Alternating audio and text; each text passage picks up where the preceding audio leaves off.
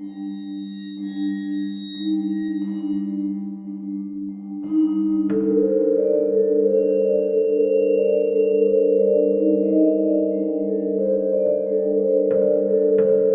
hello, and welcome to Aldente Rigamortis' 200th episode. If you don't count any of our side stuff, like April Fool's episodes and Halloween-y stuff or New Year's stuff. Patreon. Yeah. And I'm Review Cultist. I'm Mikey, the E stands for evil. And I'm the Gamer in Yellow. And we're here to discuss those internet stories, most creepy and most pasta, and be critically silly doing it. Tonight we have... I dared my best friend to end my life. Parts 1 through 4. Yeah, parts 1 through 4. The sequel to I dared my best friend to ruin my life, comma, he's succeeding. AKA the longest title in Creepypasta history. No, I'm sure there's longer. Oh, there are actually, there's a much longer. Are there really? Yeah, you guys haven't covered that one yet on your Patreon episodes. Oh. Which one? Basically, it's called It Isn't, is what I shortened it down to, but it's like, it isn't blah blah, it isn't blah blah, it isn't blah blah, it isn't blah blah blah, it isn't blah blah blah, it isn't blah blah blah, dot dot dot dot dot. Jeez. Because they ran out of letters they could use. But they ran out. They hit the cap. Oh, okay. Never mind then. I'll retract that statement I made. Yeah. Yeah. So we're doing for 200 episodes. Again, 200 plus episodes. It's a nice little milestone. So figured, why not do another two-parter and continue what we did back in our New Year's episode. Which was I Dare My Best Friend to Ruin My Life, and do the sequel, I Dare My Best Friend to End My Life. It's by Zansan90, the original poster. It's on Reddit, NoSleep, so you can check it out there. You guys might have to help me with the rundown, because it's a little... I was trying to remember it last night. A few days. Yeah, right. Yeah, I think we all read it a few days ago. Yeah. The one time I don't read it last minute, I wish I did. Okay. Well, I'll try and at least do a quick recap at least. So, I Dare My Best Friend to End My Life starts with Clark, best friend to Xander, the original main protagonist from the first one. And stating that he's got a hold of Xander's account because Xander's gone missing.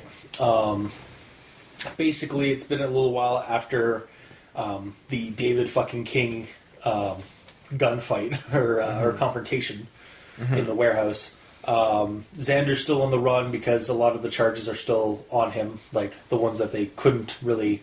They still need evidence on, or the fact that he's gone on the run is kind of damning him a little bit. Well, and if you think about it, I mean, he did technically plan to kill David fucking King. Yes, but...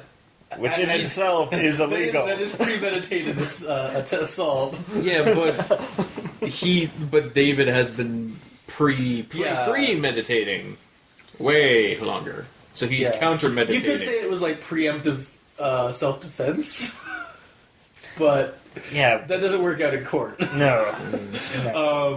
But then also he's still getting fucked around by the fraud stuff that happened. But anyway, so he's missing. Clark goes around to some of the different hidey spots that Xander's informed him about. Katie is also looking, or just kind of looking for Xander.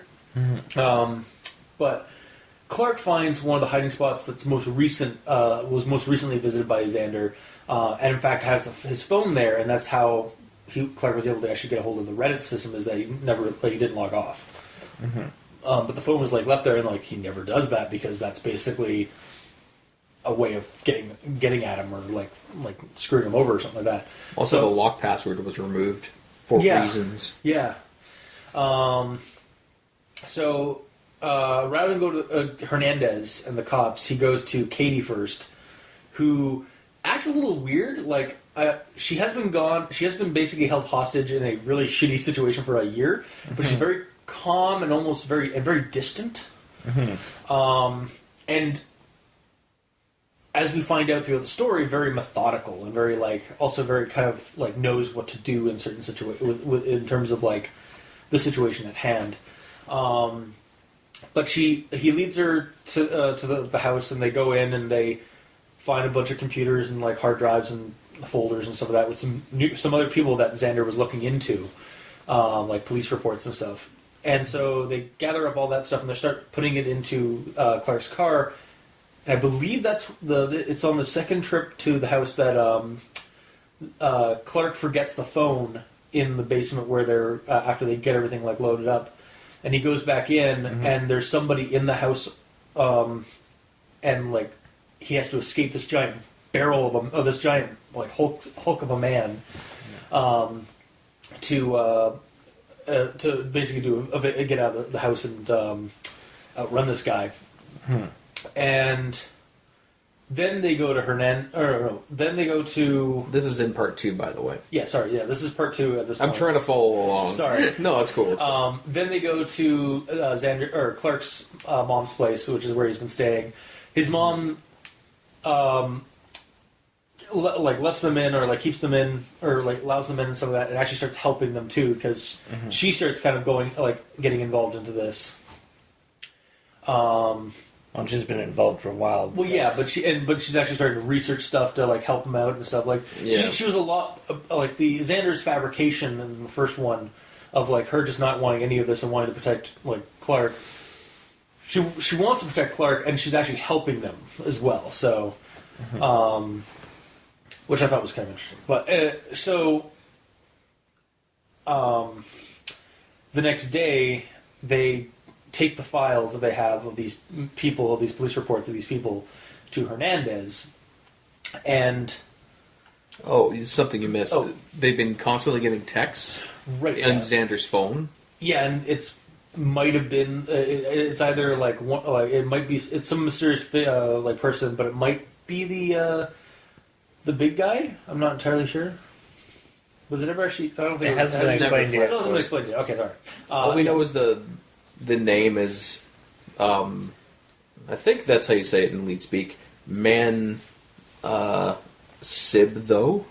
Mansibtho? I think so, because it's M4N513THO. Okay. So whatever that means. Yeah. Again, weird anonymous person trying to track down where's Xander, and just keeps talking. That's all they ever says. And Katie tells Clark not to respond to it at all. Because I don't know if it's a friendly or not. Exactly. Hernandez wants to help, but he's dealing with some other beatings that are going on across town. People are getting beaten up by somebody. And then, but he does let them know about information regarding a bar that all these people were fighting in. Or no, that was part of the report. That's part of the report. Yeah, part of the report is that they were, but he lets them know that the bar is just a couple of blocks down the road from the police station. So they go there. They try to get some information, but Clark kind of botches it by being an unprofessional person, or by not being sneaky at all. Yeah, and just pulling out his phone to take a picture of a photo of these people from the wall. Yeah, he's been fucking up like that a few times. Katie again is just very calm, very collected. She does have a couple of outbursts prior to during this whole thing about that kind of explain why she's so distant, or why she's being the way she is. But so anyway, they're in after he botches it out at the bar. Katie leads them outside, back to their car and some of that, and it turns out one of the people that was in the photo was in the bar as well, as was a figment of David King that Clark noticed. And then we kind of get into what I can only describe as an action movie scene. As one part you actually forgot to mention, sorry, was one of the posts was. Well, most of part 3 was... how Clark... what Clark was doing during the year-long hiatus, and why he was no, don't ever don't ever talk to me again. I got to get out of here. And his mom was like, yeah, leave him alone. Yeah, basically, like they fabricated that because his side of that story, basically. Yeah, because apparently David fucking King was in the building behind them after that incident. Watching so he the whole was watching. event, Yeah. So they kind of set that up. Yeah, so he explains that like he tried to do some research, like be like kind of as techie savvy as Xander, but he just did not have the study gumption. But he had like 2 jobs, and he was like working out and like trying to taking self-defense courses and such. Yeah. So basically, he's the bruiser type character. Like became the bruiser type character. Mm-hmm. Also, should be noted that he's had an arm sling for his the arm that got shot. This entire time. And he's been like taking it out and like using it like off and on, like to when in terms of sticky situations. He has been quote unquote T-Rex arming with the texting. Yeah. So anyway, they get out of the bar after the botch. The guy's tracking or following them, but just as they get to the after they like get some distance on them and get to their car, Katie just kind of like looks over and notices something and books it, and then it's when Clark notices that there's 2 big guys carting a woman into carting a girl into like an alleyway, and so Katie just goes at full force, just like running at this person. But one of them was like ready for her and like decks her basically, like last minute. Yeah. And is going to go grab her, but then notices that Clark's running over there, or like yelling and running over there. And stops and just kind of grabs the girl, tosses her into a black van. Actually, I don't know if it was black or not. I can't remember.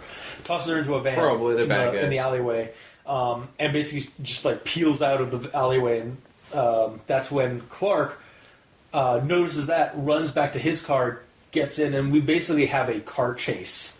And then it's amped up even more as he's calling the cops to let them know that there's this van, these people have just kidnapped a person, and he's following them. That the big burly man from the house is in his car, and like recognizes the car, recognizes the plates and stuff like that. Comes up, and basically we have like a chase / like car fight. Yeah. He's like causing as they're dealing with traffic and stuff like that. They lose the van. But in this crazy fucking like chase sequence, Clark manages to like cause the guy to go into like a full T-bone car accident that kills him. And then he gets a call back from Katie. He's like, "What the fuck are you? Like, where the fuck are you?" And they meet back up. They go back to They get the cops. They go back to meet up with the cops and stuff like that after, because they were also kind of like being alerted to all this. And then I think they end up going back to the police station with an EMT to check on him, because he's kind of just like finally drained of all this stuff, like after all this.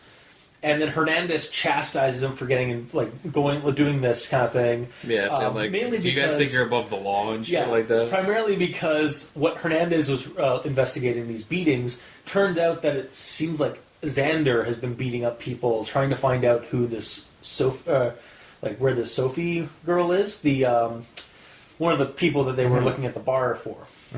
That's also in one of the folders.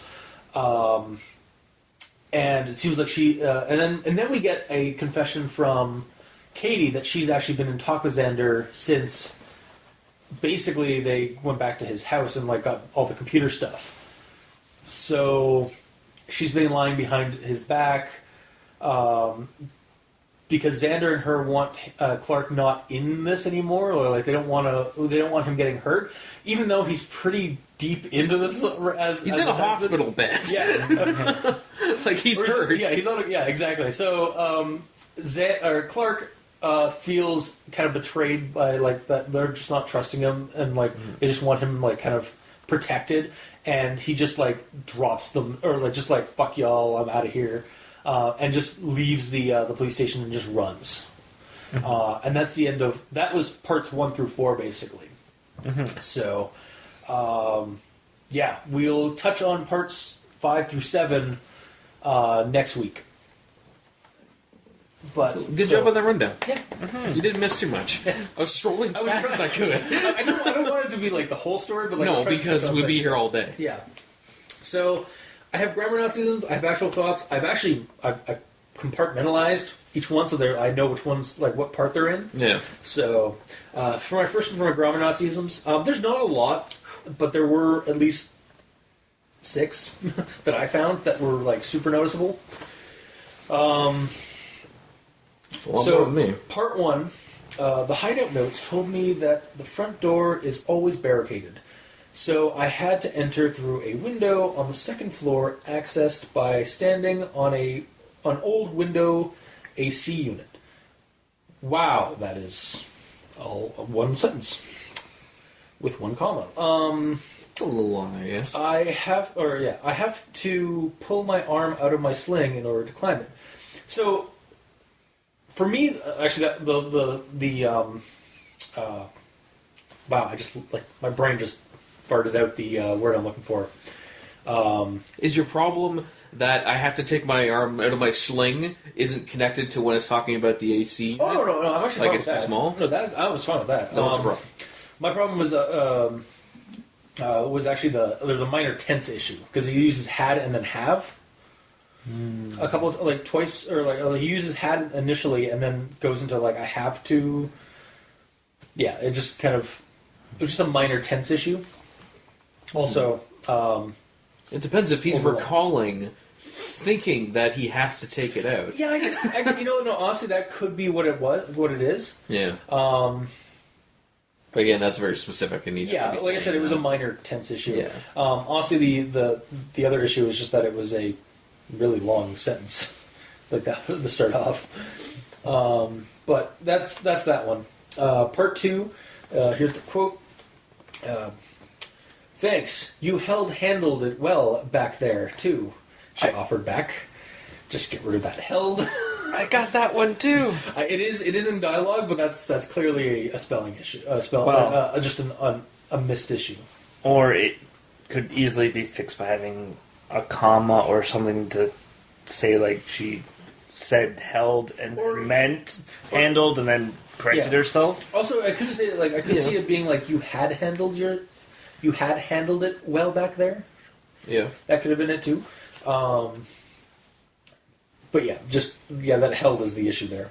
And then also in part 2 we have, I have no way of knowing if connecting to the net would set off a beacon to our location by connecting to the net. So it just kind of repeated itself. Yeah. So you just got to get rid of that by connecting to the net. Probably the last one, or the second version of it. Just switch it to going online or something. Yeah. Just so you're not saying the same thing. And then part 3, there have been a few other grammatical mistakes that have been pointed out. I'm sorry, stress is running a little high at the moment. Actually, it's extremely high. Don't overanalyze my mistakes. They're easy to make it. They're easy to make right now. You're doing it right now. Damn it! Grammar Nazi segment ruined. They kind of get a pass for me when they straight up mention the mistakes that we've been bringing up. Well, it's because people in the previous entries in the comments have been like, "Hey, you spelled this wrong." He's like, I have a sling on with a T-Rex arm. I'm sorry." People are trying to kill me right now. No, seriously. You're lucky I'm updating it all. Yeah, really. I mean, in character that works, but yeah. And then also in part 3, in the morning I rousted Katie to tell her. I roosted? I still don't know what that word is. It's not roused? No, hang on. No, it's okay, so in the morning I rousted Katie to tell her I was going to see Hernandez. So I actually looked it up. Rousted is actually an appropriate word, so I learned a word today. Yay! Because rousted, to wake someone up or get them moving. So rousted or roosted is actually an appropriate word, and I learned a word today. So doesn't that say roasted to wake up? It says. Yeah. I roosted Katie to tell her I was going to see Hernandez. Okay. So it doesn't actually say No, we could have gotten rid of that. But no, it's actually appropriate. See, the grammar Nazism is not always about being an asshole. Generally is though. It generally is. No, we're trying to help. Yeah. So part 4, We left the station with Hernandez and got back into my car. It was late afternoon now. With Hernandez? He's going with you? And in context to the rest of the like after that story, no, he doesn't go with them. But the way that was written, it sounded like they left the station with Hernandez. But it sounds like it was like they left the station which has Hernandez in it. Or it was like because Hernandez doesn't go. Hernandez doesn't go with them to the bar. No, but that's how it's written. That's kind of how it seems like it's written. Like Hernandez went with them to the bar, or went with them to their car.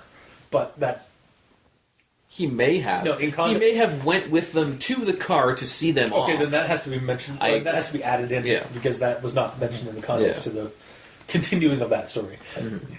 Other than that, that's my grammar analysis. It's pretty good for 4 giant parts. Yeah. Alright. So, all my things sort of mesh together.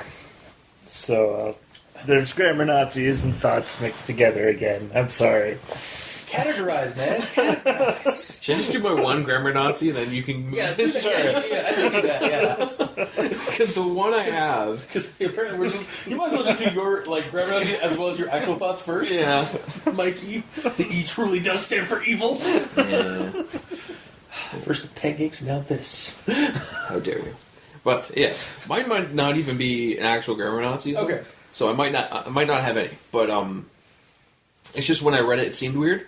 So the quote is, I'm aware of what happened. So far as those posts contain the truth, she said, turning to face me. So far as those posts contain the truth, she said, turning to face me. So when I read that, I felt like instead of so far, it should have been so long as those contain the truth. That's the way that I would say it, and the way I would speak. Yeah. Well, it's I'm aware of what happened so long as those posts contain the truth. That's what I would say. I don't know if so far... No. So far is I get what you're trying to do. So far, in terms of, it is used differently in this instance. Because it's not, so long as it's... see? I'm trying to understand. I'm trying to put into words, why so far is actually appropriate. Because... I think they say the same thing. It's just the way that I would think of that sentence, it would be with so long. Well, it's more based on how truthful it is, as opposed to not as long as they're truthful. Yeah, it's exactly. That's based on the truthfulness. Yeah. That truthfulness, yes. But they get the same point across. It's slightly different. No, it's a slightly different point. Yeah. Is what you're trying to make here. Okay. Yeah. So you're wrong. Ever so slightly. I'm fine with being wrong. Yeah. No, it's just... I couldn't even put it into words, but how to correct it, but you, Mikey did it actually much more fluently. So... Because he did it whatsoever. You did not. Which I couldn't articulate it. But that's fine. Anyway, so Mikey, your grammar thoughts. Yeah. Or your actual Nazis. No. Alright. So, start off, there are sentences that begin with so and but, and it was all in the same paragraph. Death! Sorry.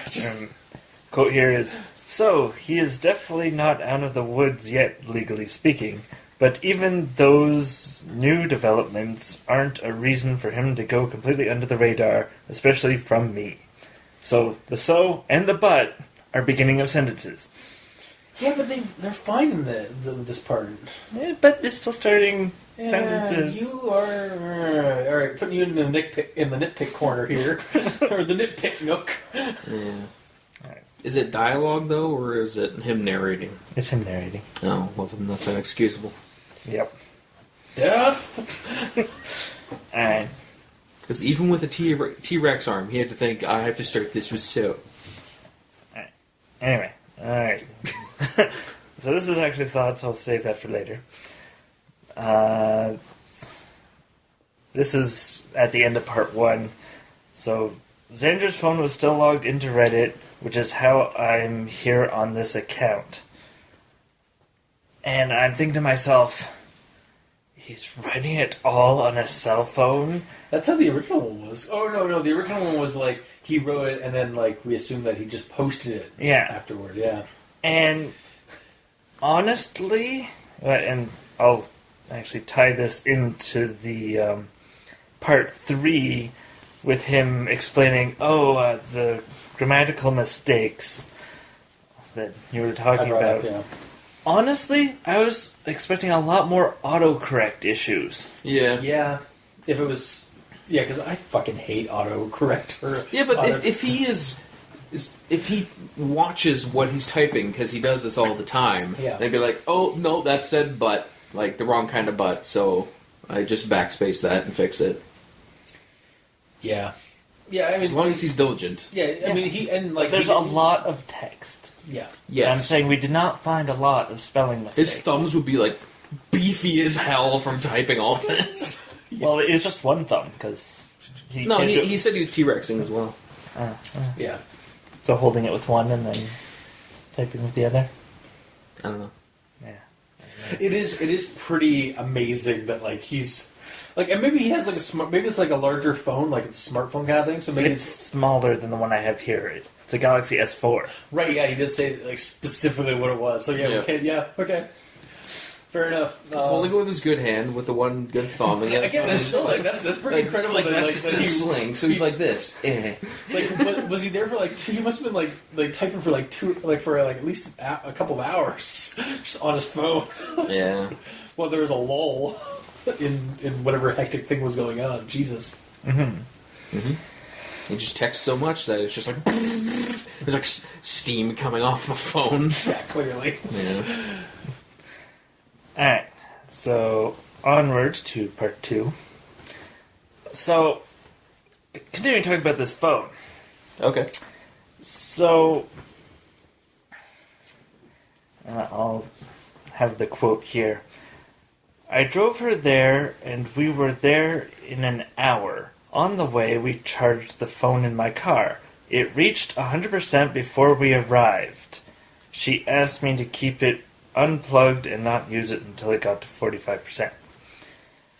So, at this point, the battery is below 45%. Nah. And he's able to charge it using a car charger. Yes. In less than an hour to 100. Yeah. So... Duh.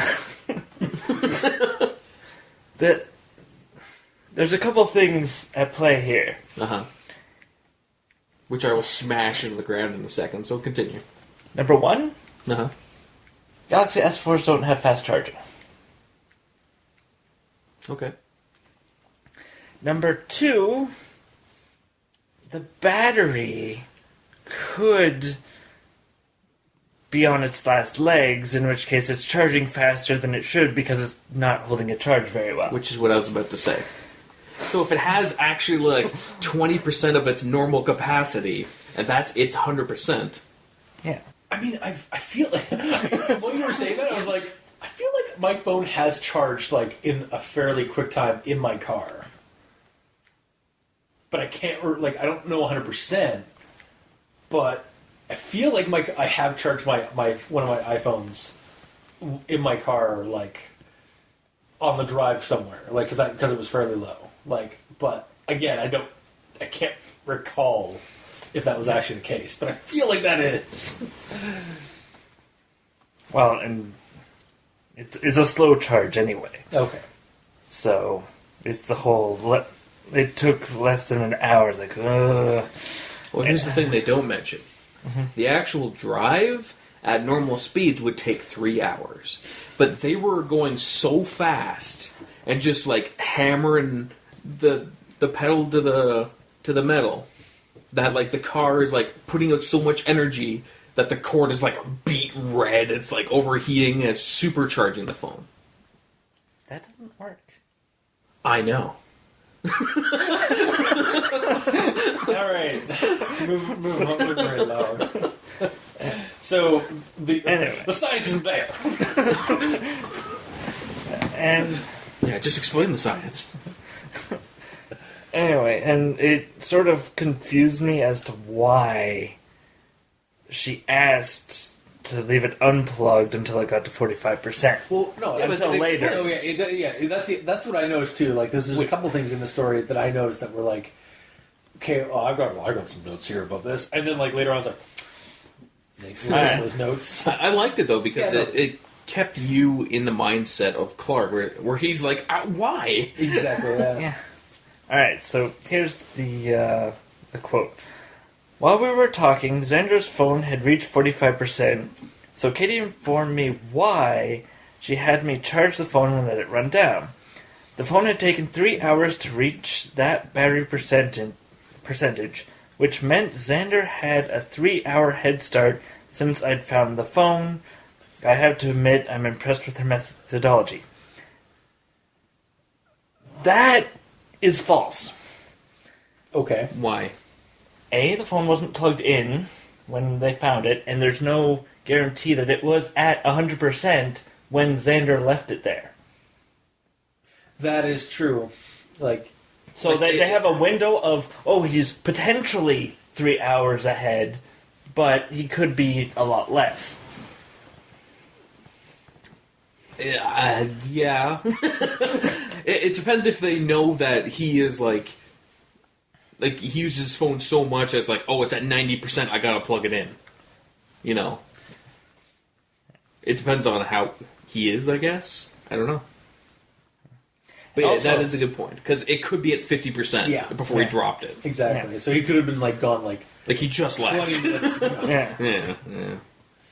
And then another thing, if it takes 3 hours without using it, it just being on to reach 45%, Clark writing these entire posts on this cell phone, he must have it plugged in all the time. He had to. Or maybe he like turned off some of those custom apps that he had and stuff he had put running. No, he said he didn't want to. Oh, since that's he true. didn't know Yeah. what they did. Yep. I thought you were having a bigger problem about those customizable apps, but No. okay, It's an Android phone. You can develop for Android cool. if you're in the know-how. The more you know. That's what I get for being a Mac user. Yeah. What Yeah. you deserve for being a Mac user. And since we're on the subject of phones, We haven't left the subject of phones yet. Leave it to the IT wizard / demon. Yeah. well, Clark and Katie Yeah. should know that phones have GPS. So they're essentially having that phone, they're being tracked. Yeah. You could turn off location stuff, though. But there's other apps that are probably tracking apps.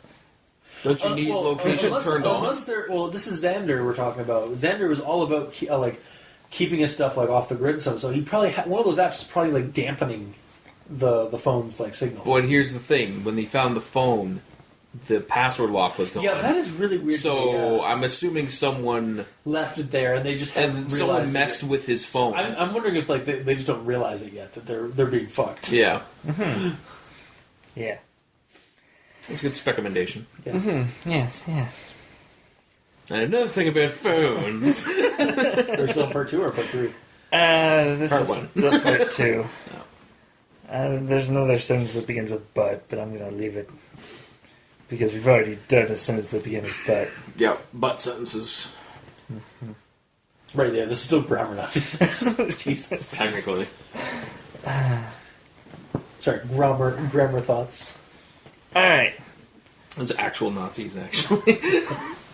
Tomato. Alright, and then this sentence or paragraph, I apparently missed something Okay. because of the last sentence. And I thinking about it, I just couldn't figure it out. Okay, what is it? So, they're talking about the stuff on the computers Yes. at this point. So, Is this at Clark's mom's house, and they had the computers plugged in, and they're searching through them? I would assume so. Or Because- is this... Well, they were looking through the stuff At the hideout. at Xander's. Well, it's in part 2, so... Probably at Clark's place. Sure, why not? Yeah. Alright. So, other pages contain news articles, Wikipedia pages on different topics, technical spec documents, and all kinds of other things I don't understand. We also looked through his phone and all the accounts it had signed into. Even his Amazon account had some interesting purchases. And no, that's not a sexual innuendo. I was like, sexual innuendo? Okay. That was a joke from Clark to the reader. Yeah, 'Cause- but... Because interesting purchases, quote unquote. Exactly. He's like, get your mind out. Basically, it was to the reader, get your mind out of the gutter. It wasn't that kind of stuff. Although it's more along the lines of get your mind out of the gutter now, or sorry, get your mind in the gutter now. Get out of the gutter because I just put you in there. Well, no, Because if he didn't say that, no one would assume that. You say that, but like honestly, you think the world is a little too pure because the world is a dirty, dirty place. I suppose. I have to say that my mind did not make it to the gutter, and then someone's like, someone saying "get your mind in the I'm just gutter" saying, like- is like, well, but it wasn't there. Yeah, the gutter's way over there. Yeah, but that's. I'm saying like people reading the story are a good percentage are probably going to be like, it's like, oh, really? Some interesting, or like it's just again, it's just a quippy joke that Clark put in there. Well, it Like, failed. Well, for you, It wasn't fun. So your mind was in the gutter? yes, Wow. How dare you? my mind is always in the gutter. That's not weird. Or creepy. Or creepily weird. That's better. Alright, anyway. So that's into part 2. I've already gone over part 3 to a degree. And Hang on, go back to Amazon for a second. Previously, wasn't he talking about, like, buying parts to make explosives and shit? And other interesting purchases? Isn't that essentially what the quote is? Like, Well, he Just was interesting. some He weird... found some interesting purchases. I think. even his Amazon account had some interesting purchases. Yeah. Basically, he had a bunch of accounts signed in, and he was looking at the I things. could have swore he mentioned one or two things that he looked up. It doesn't matter. Anyways, move on. Yeah. Alright. So, this ended up to me being funnier than it should have been because I misread it. And I misread it because of how it was formatted on my screen. Okay. Go So, on. it turned into hilariousness for me anyway. I know. There might be something that's gone wrong, I stated. Not to mention the fact that somebody building asshole attacked me here. Someone building asshole. Well then. Wow. You. How did you accidentally read building asshole? Somebody building it. So like, Okay, so just for clarification, it's supposed to be bodybuilding asshole. Yeah, somebody building asshole. But I'm guessing it cuts off to the next line or something? Yeah, well, it had somebody on the line, and it cut to the next line. See, like, that's the kind of like the same thing from, like, the some weird, there's, like, no innuendo here kind of thing. That's kind of the same thing. Jesus Christ. somebody building asshole. I see people building asshole all the time. Yeah, it's normal. Yeah. All right. Anyway, it could have been fixed by having bodybuilding being all one word. Yeah. Honestly, I thought bodybuilding was a one-word thing or like Yeah. a compound word, right? Yeah. Just like somebody is a compound word. Yeah. So, but By the way, it's some body. yeah, some body building. There's Asshole. no connection. Yeah. So Yeah, it needs to be like a dash or just combine the word into one. yeah, because reading it the wrong way just makes it hilarious. Yes. Yes, it does. You sick man, demon, wizard, thing. Is it wizard now? Well, he's an IT wizard. Oh, I guess that's true. I mean, hence the phone thing. Yeah. Also, every time a tech thing comes up on the show, I just immediately consult Mikey. Yeah. It's like, how is this wrong?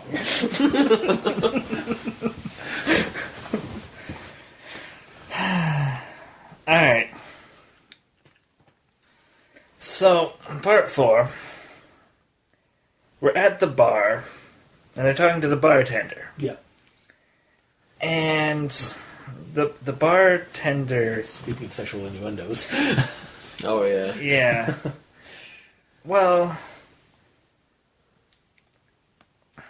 He says... Sounds to me like you're... Oh, that doesn't really sound... That's not grammar nice at all.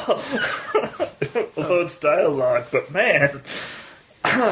Sounds to me like you're a morning ex-girlfriend. Okay, that works. Never mind. I was just having issues Okay. with my brain. Did you think morning as in, like, good morning? Yeah. Oh. Anyway, Literally, no. you are. Anyway, continuing on. He's not from this world. Even demons make mistakes. Yeah. That's not the part that I'm talking about, though.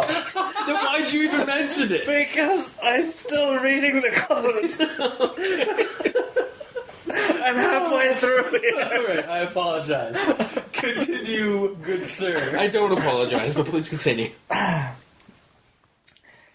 Sounds to me like you're a morning ex-girlfriend. The man winked again. He just wouldn't wouldn't drop the insinuations, would he? And I thought to myself, he's not insinuating. He's just like Joking. telling and joking. Yeah. There's no insinuations. I mean, he's like, wink, wink, nudge, nudge, say no more. Yeah, it feels like he's saying giggity at the end of everything he says. You know? And the only thing that, she led on with that earlier with the, I'm looking for an old friend of mine I used to hook up with. And about the guy, and then switch right to the girl. Yeah, she says a guy, and then Clark Another says a guy, and then she says a girl. He's like, oh, really? Clark said the other guy? I thought she just kept naming No, Clark did the same. Okay. I kept, the way I read it, it was like her just keep naming her. I was like, wow. No. You certainly get along, little missy. You get around. There you go. Which is honestly the voice I kept hearing from this bartender. It's like, hello, missy. What can I get you for? So, there's a gravelly, kind of little droll there. Yeah. But yeah, that's just because bartenders. Every bartender sounds like that. Is that what you're saying? Stereotypical movie or story bartenders, yes. Hi, I'm Clarice. No, it's not always that way. But anyway. I saw a Western once where Cheech was a bartender. He didn't sound like that. He sounded like Cheech. Well, yeah. I don't think I've ever heard him do otherwise. Yeah, exactly. Alright, so let's see if you guys can catch what's wrong with the next sentence. Oh boy. Is this a game show? I'll get a buzzer ready to go. No. I don't have one ready. He shoved the girl... Aha! No, sorry. I'll just add in buzzers. No. Alright. He shoved the girl into the trunk of a black van that was tucked further into the alley. Okay, so is your problem the fact that there's no trunk in a van? Yes. Yeah. I mean, it's not even, it's, because the way I thought, a black van as in, one of those big, I'm assuming it, but, the black van is in, one of those, kind of like work vans, right? Like not like an SUV or like a family van kind of thing. I'm thinking SUV isn't a van. Or, you know what? Sorry. Yes. It's not a minivan. Yeah, it's not a minivan. That's right. No, it's like the bifold door exactly, situation. And that's not a trunk. That's just the back of the van. Yeah. What the fuck? At least I'm pretty sure that's not classified as a trunk, is it? I don't think so. I really don't think I think so. it's just the back of the rear of the van. Yeah. Yeah. Audience, if you'd like to comment, please give us a comment in the comment section below where this is posted, and let us know if the back of a work van is actually called a trunk, Or if it's just called the van of the van. or the back of the van. the back of the van, or the rear of the van. Yeah. Please get on that. Anyway, That's the thing. How did we miss that? Yeah, I just kind of read it, and I'm like, yeah, whatever. I was too. At that point, I was like just too like caught up with the action sequence that was about to assail us. Yeah. The rush hour scene, the rush hour action sequence that was about to happen. You see, what they didn't say, and this makes it all perfectly clear, is, okay, this is the situation. Black van with the two doors that open, right? Yeah. Open the doors, and what's in there? There is a chest in there, Or a which is trunk. a trunk that you would open up and throw someone in to hide them. And then you close said trunk and lock And it. then close the door. And then close the doors, yes. So even if a police officer man pulls them over, it's like, what do you got in the back? Oh, it's just a trunk. I guess I won't open it for no reason. So really, this whole story is circumventing around the conspiracy of circus workers, because clearly that trunk is like one of the types of trunks that you'd see at a circus or a thing. Where are you getting circus from? Because I don't know, the trunk, I guess. Because like magic tricks and trunks and No. such? Yeah. Clearly, You just said yep. clearly they're hiding an elephant in the van. So there's actually a trunk at the back of the van. Oh, I see. So now you open up and there's just a head of an elephant. It's like, and the huge trunk. Yeah. It's like, take this, and then the elephant just wraps her up in the trunk, in his trunk, Yeah. and then pulls her in, and Yeah. there you go. So they have a trained. I don't even know how to explain how you would fit in a van. Elephant. Well, it's a circus van. So it's bigger on It's the like a inside. clown car. It's bigger on the inside than on the outside. Oh, I see. So it's a clown elephant. Yeah.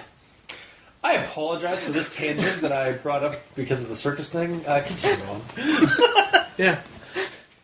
But it's very accurate. Remember when the show used to be about, like, horror? No. Neither do I. No. I've lost all memory of that. No. I mean, now when we're talking about this. That was at the 100th anniversary. Yeah. I'm sorry.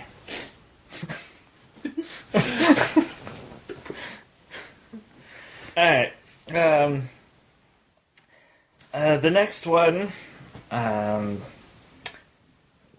I had semi-issue with, but I believe it's dialogue, so it's not really an issue. But I feel it needs more of a dramatic pause if they're going to do that. Okay, what was it? It's Katie talking, and she says, because of Xander, twice in a row. Oh, because of Xander and me? No, Oh. because of Xander, and because of me. Right, yeah, that needs a little bit of a pause somewhere. Like, almost like, needs it, like, because of Xander, and then, like, make the last bit of that a separate, like, dialogue thing, and have, like, in between that, like, she paused for a moment, like, and, like, in thought, and then because of Xander. Oh, so the first because of Xander is the end of a sentence. Yeah. And the next one is the start. Yeah. Yeah, that's strange. Yeah, no, but no, it makes sense in context to how like you think she would say that. Yeah. But it needs to be elaborated a little bit more just to kind of get that point across. Yeah. Yeah. You just put in a couple lines of flavor in the start, like what Yeah. you said, then. Yeah, It's a less dramatic pause. Yeah. So, yeah. Okay.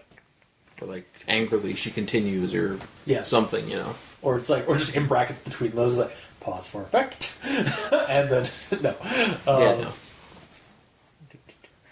And then I believe the rest are saved for specumentations. Oh, so you're done actual lots as well? I think so. Maybe. Okay. I don't know. Well, should I start Yeah. my actual lots? Yeah, sure. All right. So mine are actually not a whole lot. Like mine are basically not so much quotes as like basically the end of parts, like what my notes were about that. So, but I do have a few things. Actually, I say that, and fuck it. All right. So here's the first quote for my actual thoughts. When I walked into one of the old bedrooms where he was holed up, a sense of dread filled me. On an old rickety table stood a few computer towers with multiple monitors. They were powered off. An assortment of keyboards and mice cluttered the tabletop. A few folders were spread across the remaining space, as well as some stacks of papers. So when I first read that, it's like, do you dread collections of computer gear? Why were you suddenly filled with dread? Like, he was filled with dread, oh god, and then he what went is it doing? inside, and there's like nothing Dreadful. ominous about it. He was expecting Dead Xander. Oh, maybe. Yeah, or like some kind of like scuffle, maybe. Like he maybe, I don't know. Like he's like, when I walked into the old bedroom, where he holed up, a sense of dread filled him. I guess maybe he was like maybe it's an expectation of dread, like it was of what was about to see. Mm-hmm. It just kind of came off kind of weird. Also, I'm surprised Xander, like, he's his hidey holes and stuff like that are in, like, dilapidated houses and stuff like that. I'm surprised he just doesn't have a cargo container safe house to hide and live out of, because Watch Dogs reference. Because Xander, from the end of the first one, and continuing into this one, with him beating up, finding out that he's actually been the one beating up people for getting information, really kind of drawing... I'm really kind of drawing connections between this story and Watch Dogs, the video game, which is basically I dared my best friend to ruin my life. Is legitimately the video game of that. Nice. Like, because they got hacking, they got beating up people to find out information. Your life's been ruined because of a friend. Like it's basically parallels are there. I'm not saying that the author was inspired by it. It might be the case, but I'm just like as a reader to this, and as somebody who liked that video game, I really was kind of getting like parallels. Mm-hmm. That's fair. And then my end of part one like comments. So initially I was confused and a bit annoyed from the admission to how somehow not having Xander's Reddit info, but posting on this anyways. And the way it was initially pointed out bugged me, but upon like the third to last paragraph of part one, it made sense, and that's kind of how the story kind of goes. Like we were mentioning earlier, how like we don't have a lot, we get like some information dropped, but without like all the information. I'm like, that makes no sense. Like, and then like I'll put a comment down, or like I'll comment on that, and then like a few paragraphs down, or like a couple pages down, it's revealed why that. And it's that makes 100% sense. So like. I like the way that was, and that's basically kind of a running narrative idea or trope in the story, is that like not giving us all the information initially, but dropping some stuff, and then leaving you like wondering throughout the story, and then revealing that like the plan in full. Mm-hmm. To keep you wanting to read more. Yeah, it's the same thing. Jerk feeding you the information. Yeah. Also, I don't know why. Perhaps due to the time between readings, because I mean, like, it's been about 4 months or so since we read the first one, or just how the story was written. But at least as far as like the story goes, or like some parts of this one, like part one particularly, to me it did feel like this was a different character.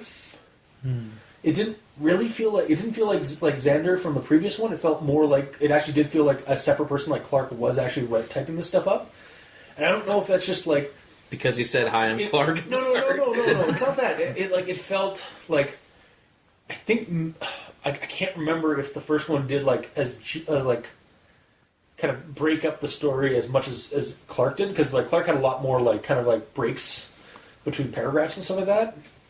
I don't know. It's just again, I don't know if it's just because some time's gone by and I can't recall how it was written the first one. Mm-hmm. But see, it does feel like this is a different character other than Xander. Well, it was more techie with Xander because Xander understands techiness. Yeah. Techiness. And Clark is just Clark's just like, I don't know. It's a thing. I am not that person. Yeah. Yeah, so it's just like something I noted by the end of part 1. Which is good. And then with part 2, I don't have anything other than my end of part stuff for part 2, where it's just, shit, this part was pretty enjoyable. Intrigue, tension, especially regarding Katie and her behavior. The revelation of a deeper conspiracy. What a revelation! Yeah, or a mystery that Xander was looking into. Like, we kind of, like, get the seed of, like, what the fuck's... Why is Xander, like... What's Xander looking into and stuff like that? Mm-hmm. The action with the big man showing up and, like... And some of the tension with that. Like, him, like, oh, shit, there's somebody else in the house. And then, like, trying to get away from him. Oh, the guy building asshole? Yeah. Right.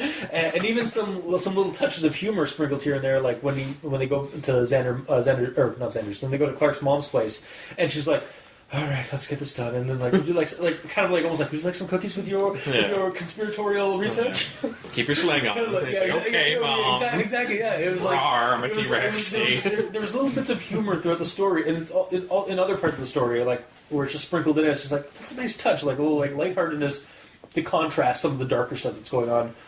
And at least at this point, like by part 2, there is a little bit of kind of creepiness in terms of like the mystery of like what Xander was looking into, and like it left my mind kind of like, what the fuck's going on? Like, how deep is this? Like what's Xander doing? Kind of thing. Mm-hmm. But here's the thing: would you like it more with the comedic stuff out of it because it would make it kind of no. The way it's done in this story. Well, that's the thing. Like, if it's all like dark and dreary, then I don't want it's fun. That can be fine.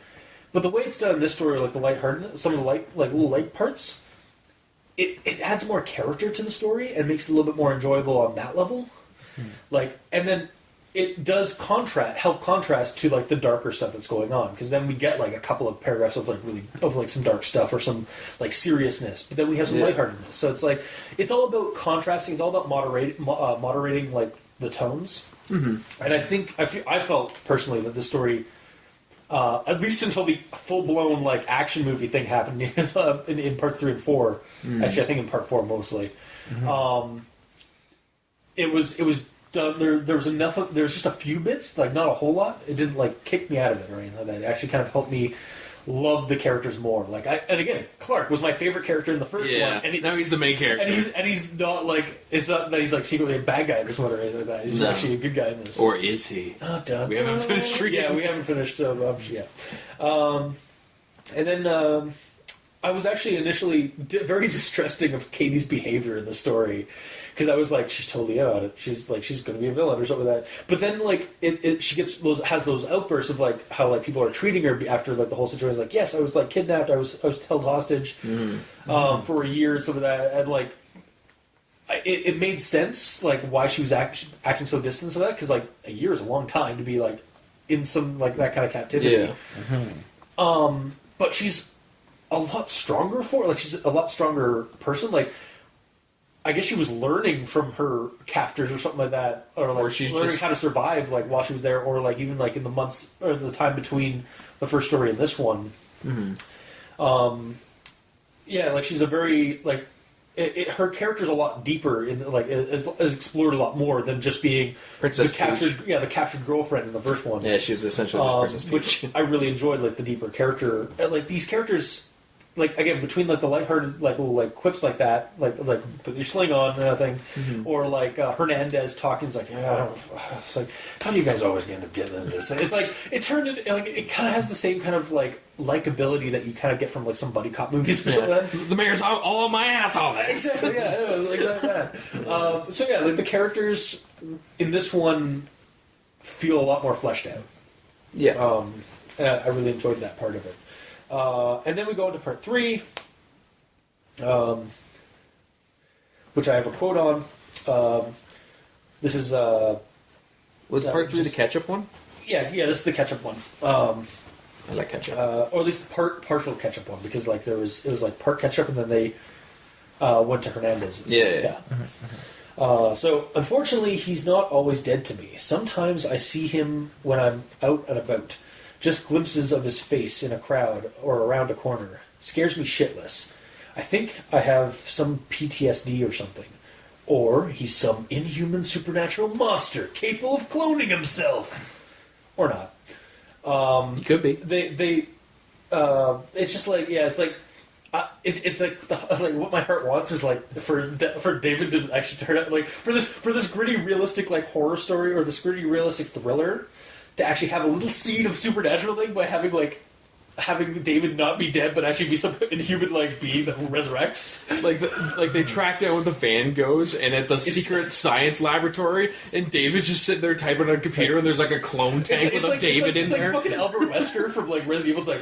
It's like Mr. Clark, or like Clark. Mister, I don't know your last name. Mr. Clark's last name. No, it's like Clark. Clarkson. How good to see you again. It's like, we killed you. It's like, yes, well, not everything dies. But I don't think we're actually going to get that. I think it's going to be... Really? I think you don't think so? It's what I want, but it's not what I'm going to get. But I'm fine with that. But at the same time, I'm not too angry with that. Yeah. What are you looking at me like that, Mikey?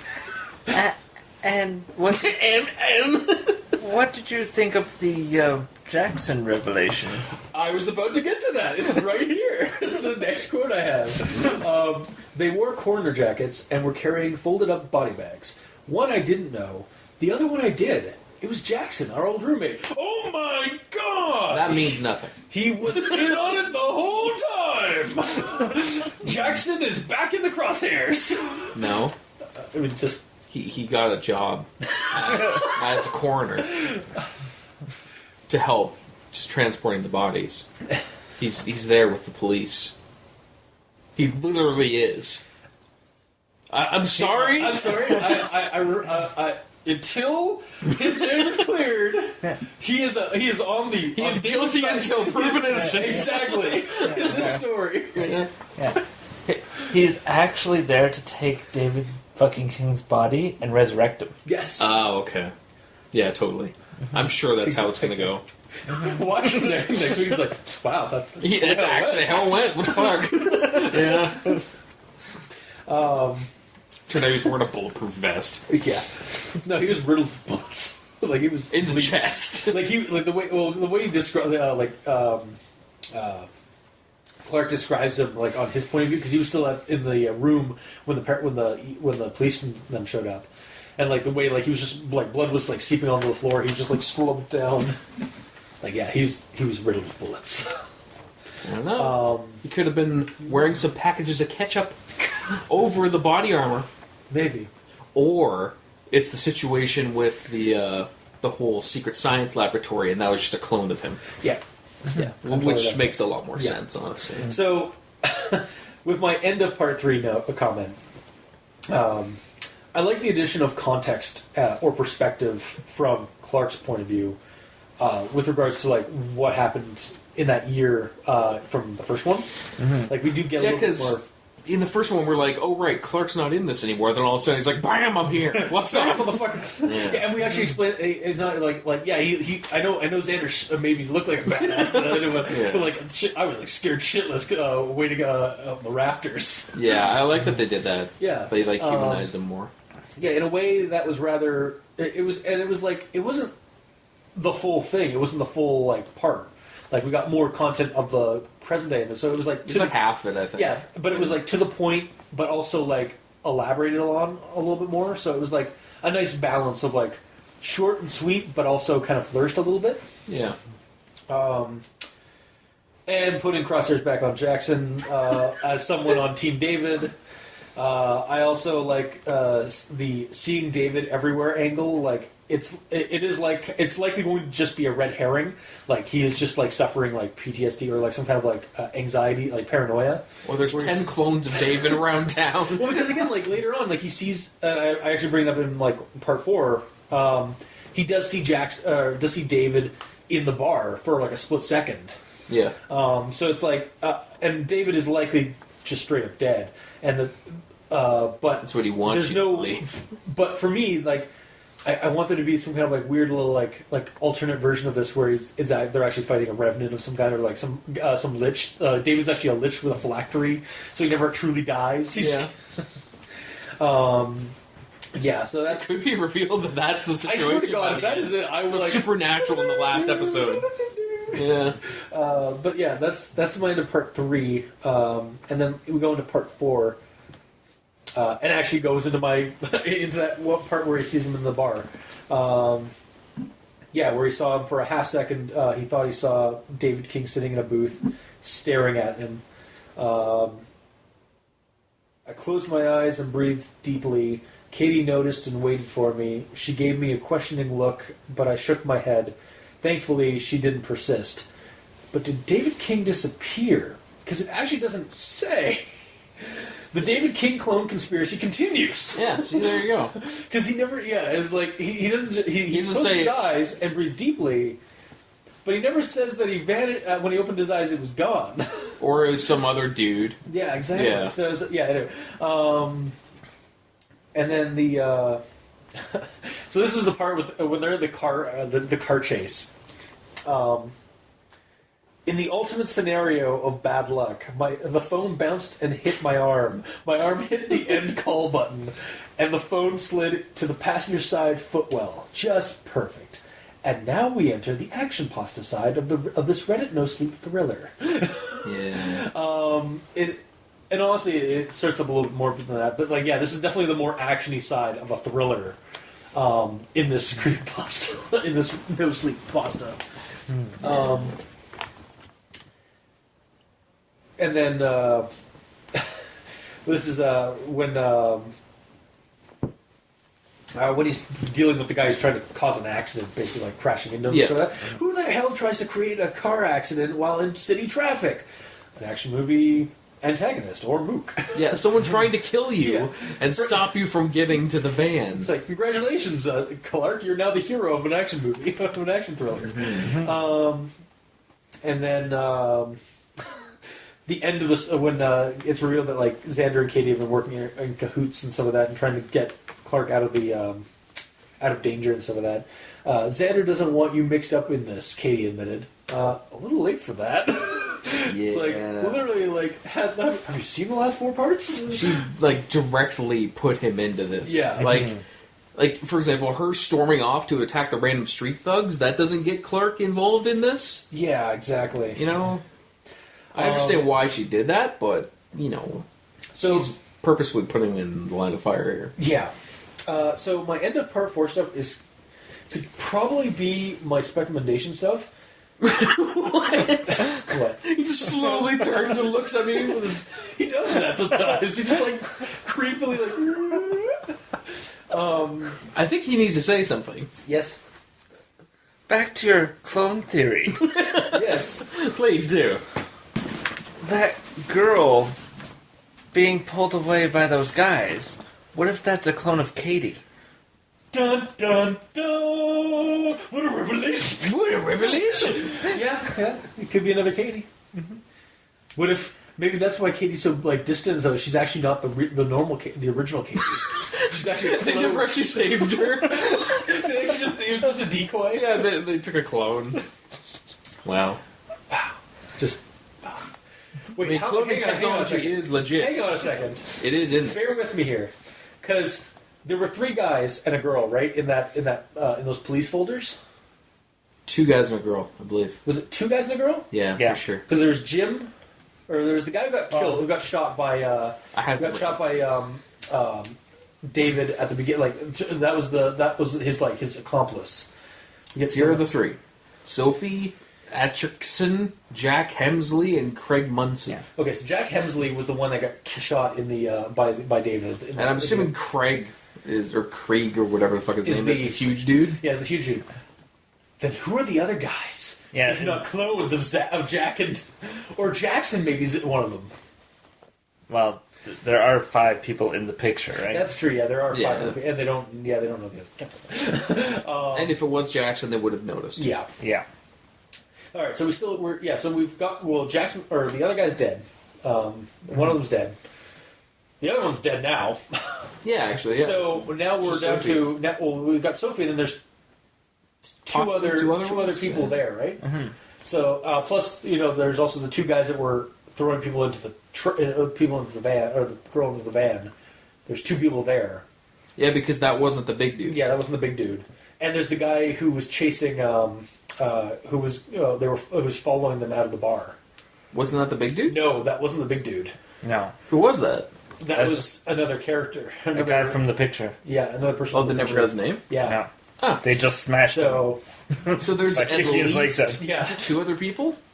There's at least two other people? there's two. How many people were at the van? Multiple? There Not were just two the people one? in the van. And then the one dude that came out. So three. So there's three guys there. Then the big guy, Sophie. The big guy's dead. And we know the other guy, the guy who was helping David initially, was dead. Yeah. Or is dead.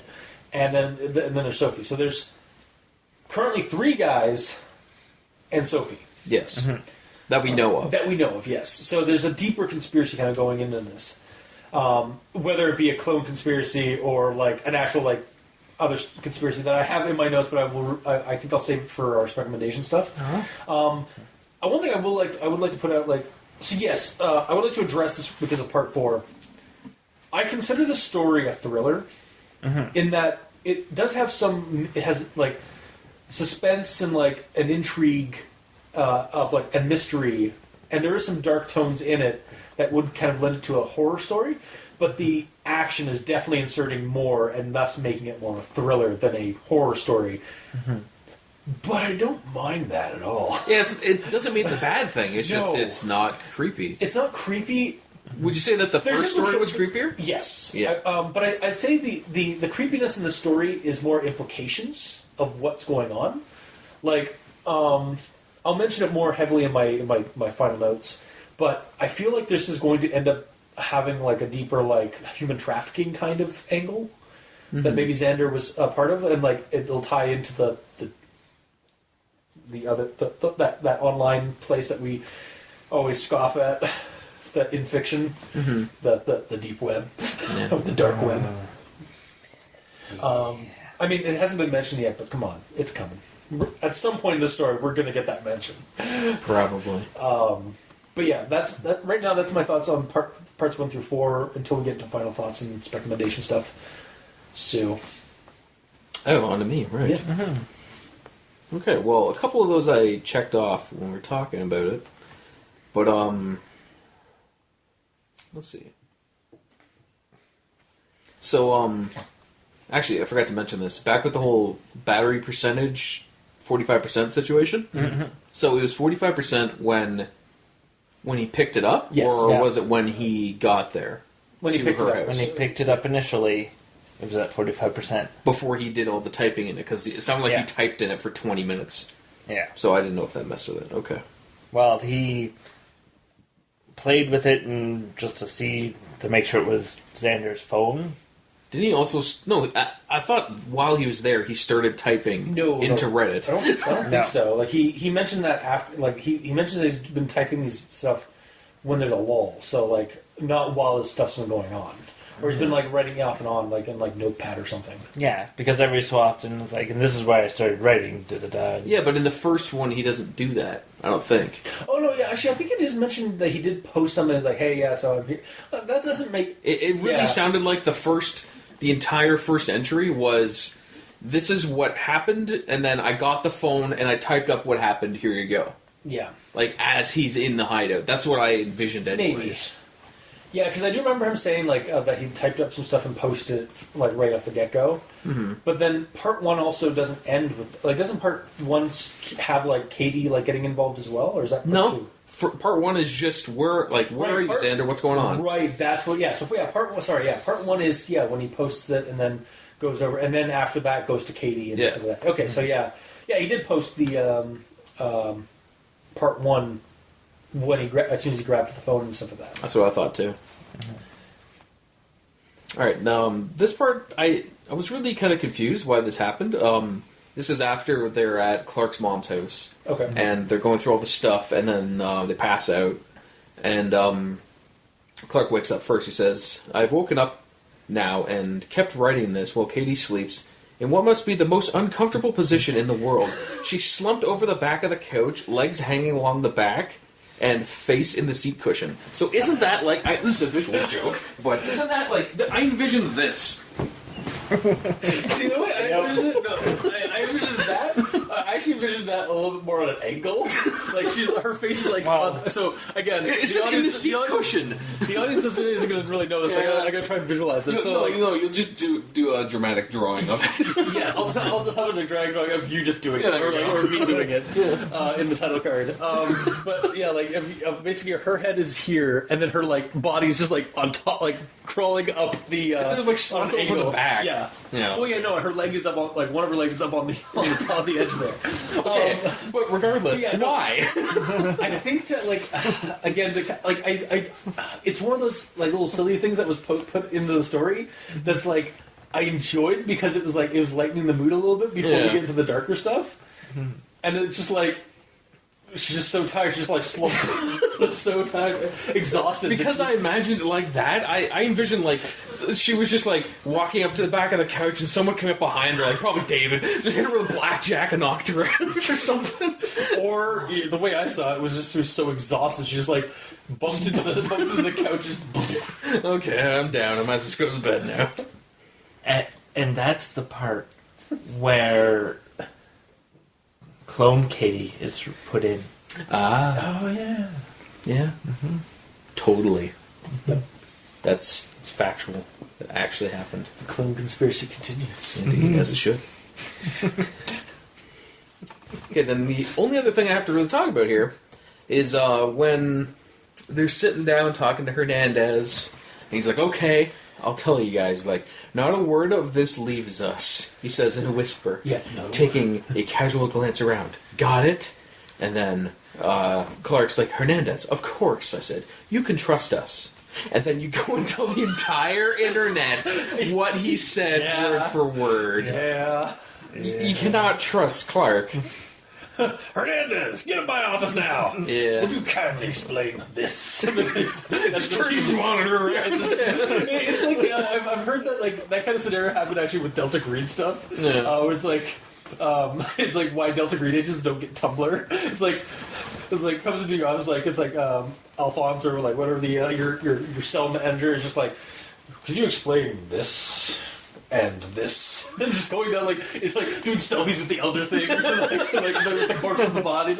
Yeah, it's like why like it's just like this is why cops are like officials shouldn't have social accounts. Pretty much have to take selfies or Instagrams. It's so stupid. It's like Hernandez, can you explain why this punk ass kid was has been spreading confidential information. Maybe that's why really one of the reasons Hernandez like came in and just like started chastising. Really should have just been like, aside from like, you think you kids are like have any right to be beyond the law? Do you have any right to actually like post any of our confidential like? I told you not to tell anyone. You're a loose cannon. There's steam coming out of his ears. You can have you're a loose cannon, Clark. Yeah, pretty much. Yeah. Give me your badge. Oh, wait, you're a kid. You don't get a badge. Damn it. I'm going to give you a badge. Now give me your badge. He gives him his own badge just so he can take it from him. Yeah. Like, but like, for that to be less ridiculous, it should be like, okay, like, he says that, and he's like, okay, you can trust us. And then at that point, Clark goes, of course, I'm not going to tell you guys what he said. So anyways, like, to keep realism. Yeah, but at the same time, like, I really liked the only way I can describe it is the buddy cop feel that the story really had. does, yeah. It's like I fucking love Hernandez and like that whole like his whole like just the cop sequences in the story and like Clark being bumbling through like investigations. Yeah, he really is. And then like this action sequence that he's like this car chase that he's like totally mastering with one arm, like one good arm, and one like that he has to like pull out of a sling and drive and stuff like that. Yeah, he's a badass. It's like damn, like there's a reason he's your favorite character. It really is. If it was anyone else doing this, he would have died. Yeah, totally. But yeah, so. Is that all you... Yeah, that's all I got left. Okay. Yeah. Do you want me to do my final first recommendations first, or since you jumped in with your stuff initially? There's think he's talked enough. I think we should go back to normal order. You want to do that? Or... Sure. Okay.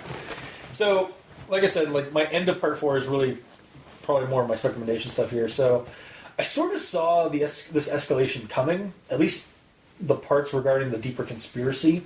You saw the cloning and Not the car chase. Aside from the cloning, And the Buddy Cop movie. Like we seem to be and we definitely seem to be back in Death Wish territory or another similar dark crime action plot.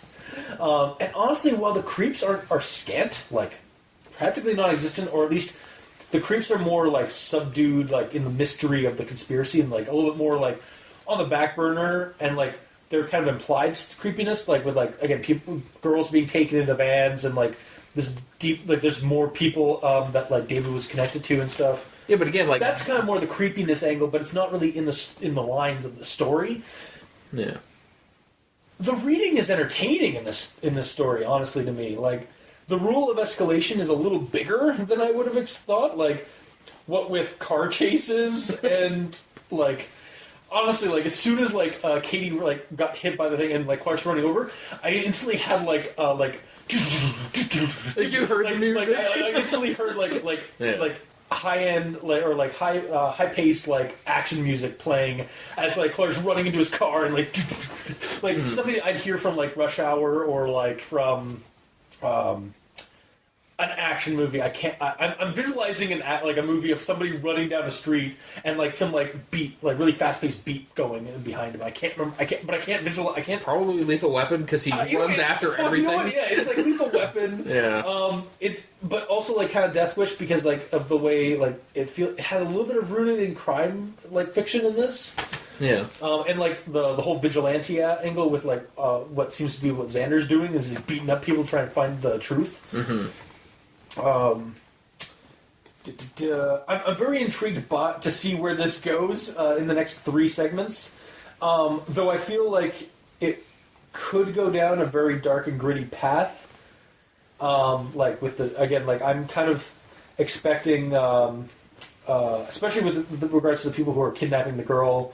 I think this might go down the road of like human trafficking, or just like fears of the dark web stuff again. Like again, it wasn't mentioned, but I have a feeling we're gonna hear about it at some point in the next couple sections. Just with regards to the group that David is connected to or was connected to, I feel like this also could be like David's like post-mortem like plan against Xander. Like in the event that David dies trying to ruin Xander's life, he's got these guys to kind of pick up the pace to continue ruining Xander's life. I kind of had the feeling that David isn't the mastermind behind everything. That there's someone else. Yeah, like David kind of got in deep with some people trying to ruin Xander's life. Yeah, and now Xander's kind of picking up the pieces and like trying to figure out how to stop these guys. Mm-hmm. Like it's kind of like, oh well, we took out the bad, but again, they were just like a little like a part of a larger conspiracy. Yeah, and there's somebody at the very top. Mm-hmm. I feel like that's right now. That's my working theory is that like this is probably either David was part of a larger conspiracy, or that this is actually part of David's plan. That in the event he dies, these guys are going to pick up the pace against Xander. It's not exactly creepy, but there is a mystery at foot, and with the vigilante violence and digging into more grounded kind of like, well, not grounded, but like more like cinematic crime stuff. It does have a darker conspiratorial tone, so I'm down to clown and read the rest of the story, and I'm interested to see where it goes. But yeah, that's my thoughts so far. Well, my recommendations. I would recommend the story. It's not creepy, but it is a good continuation of the last one, which I believe we all liked. I don't think none of us like not recommended the first one. probably. I can't remember. I could be completely wrong. We all hated it. Yeah. But no, like I do have a fond, like I remember a fondness for the first one. So like yeah, I this isn't a creepy like this isn't our typical creepypasta. It's more like we've been saying an action pasta. Kind of. Well, the first one was a creepy action pasta. Yeah, it was more of a this thriller. One, yeah. It was. Sorry, yeah, I didn't mean to cut you off. No, it's okay. Okay. Keep going. Yeah, no, it's more of like the thriller, like the darker thriller than the action thriller. And like, yeah, thrillers are kind of like they kind of teeter on like those two sides, like dark and like action. Yeah. And this one's definitely siding a little bit more on the action side, but like it could, the next couple ones could tilt back to the dark. Yeah. So honestly, like if you, it's yeah, if you like action, or if you like a good read of like a car chase and a mystery and Potential cloning situation. yeah, well, that is yet to be confirmed. Yeah. But it continues. It's not confirmed yet. Or like a conspiratorial thing. And you've read the first one. I definitely recommend reading this one so far. We'll find out if it's a full recommendation in part 2. So what is your actual speculation? Like I said, What I you think is going to happen? I think by it's the end of honestly this? going to be revealed that again, David was in deep with some other people, and Yeah. that's what we've kind of unlocked the conspiracy of the deep web, or some some online group that likes human trafficking and stuff like that. Or my other speculation is that it's we're still trapped in David's plan to ruin Xander. Yeah. In that this is just another extension of his plans and plots that he spent years planning for the first one. Yeah, he put in enough planning. I wouldn't be surprised. Yeah, like This he's like, was a damn it, whole Xander's another. He's 6 feet under, and he's still got a foot on us, Yeah. or he's still got a leg up on us, like that kind of thing. So, yeah, I'm thinking it's either a plot, like an extension of his diabolical plan post mortem, or that he was just part of a larger conspiracy. Yep. The cloning conspiracy. Yeah, totally. But yeah, so Mikey, these stands for you. Alright, just another thought in regards to Clark. Why are they letting him run free if technically he was accessory to the murderer of David King? I thought they said didn't they get that cleared up? He was questioned a little bit, he was and questioned. Hernandez is like, "I could just arrest you now." He's like, "Oh, fuck off! I'm leaving." Yeah. Because like they didn't have anything, like any hard evidence on. Well, no, I think it's because they had all have the recordings. Yeah, they had to all the show things. that David was there with a hostage, And that- the hostage was their friend, and they did this in self-defense to save their friend. And David did straight up kill one of his buddies. Okay, bang. Yeah. He's like got rid of the guy that way. And like they had video footage of that entire event. Yeah. So like, But it's still under investigation. oh no, for sure. But yeah, like I do find it is kind of odd that he's just allowed to go across borders and like state borders and stuff like that. He's not the one that No, I know. killed David. No. Xander did. That's why Xander He's isn't still- allowed he's to be still around. under- Yeah, it's some accessory. Yeah. But that doesn't mean he needs to stay in a holding cell, does it? Yes. Oh. Well then. Indefinitely, probably. But I think we're working more on like cinematic Yeah. rules. It's a movie. Yeah, it really does feel like a Lethal Weapon, like a darker Lethal Weapon movie, or like a more maybe a Death Wish movie. In that, like, because again, like there's like the vigilante revenge plot going on. But yeah, Alright, and then the whole title thing. right. Yeah, We're not going to know until the last entry, I honestly. don't think we are. Like, Yeah. But it's one of those things where in the previous story, it was like first or second part, we got the dare. sorry, this is actually part of my why I think that this is actually an extension of David's plan. I think that's what this is. I think like the title of this is actually kind of a tease, or like kind of a Foreshadowing? a foreshadowing of the final revelation, where this was all part of David's plan after he ruined him. Like this is how, like, if, in the event that he gets killed by Xander, he's going to end his life. So like, ergo, when he dared him to ruin his life, this was in David's twisted mind. This was the part, an extension of that was to end him, like he ended him. Oh. Yeah.